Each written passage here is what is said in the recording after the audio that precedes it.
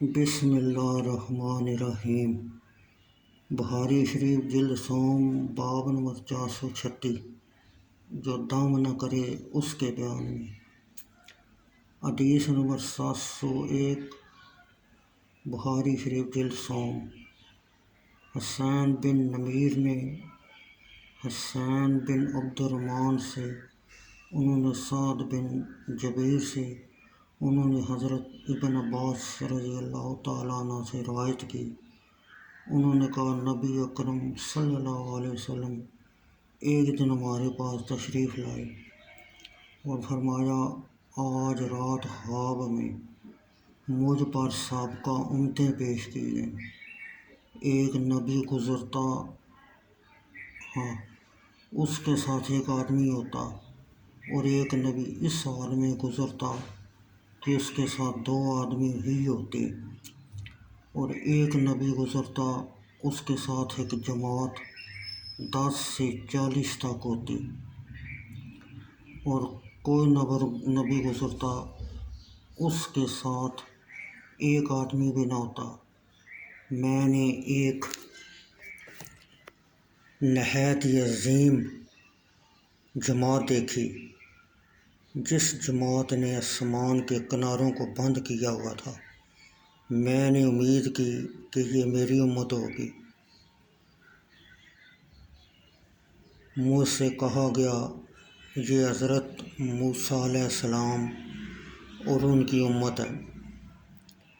پھر مجھ سے کہا گیا، دیکھیے، تو میں نے بے شمار لوگ دیکھے جو آسمان کے کناروں کو بند کیے ہوئے تھے۔ مجھ سے کہا گیا، ادھر ادھر دیکھیں، تو میں نے ایک عظیم جماعت دیکھی جس نے افق کو بھرا ہوا تھا۔ مجھ سے کہا گیا، یہ آپ کی امت ہے، اور ان کے ہمراہ وہ 70,000 ہیں جو بلا حساب جنت میں داخل ہوں گے۔ پھر لوگ چلے گئے، اور نبی اکرم صلی اللہ علیہ وسلم نے ان سے یہ بیان نہ فرمایا کہ وہ 70,000 بلا حساب جنت میں داخل ہونے والے کون ہیں۔ نبی اکرم صلی اللہ علیہ وسلم کے صحابہ کرام نے باہم مذاکرہ کیا اور کہا، چنانچہ ہم تو زمانہ شرک میں پیدا ہوئے، لیکن ہم عز و جل اور اس کے رسول صلی اللہ علیہ وسلم پر ایمان لائے، لیکن وہ ہماری اولادیں ہوں گی۔ نبی اکرم صلی اللہ علیہ وسلم تک ان کی یہ بات پہنچی تو آپ نے فرمایا، یہ وہ لوگ ہیں جو بد حالی نہیں لیتے تھے، اور نہ ہی داغ لگاتے، اور نہ ہی دم وغیرہ کرتے،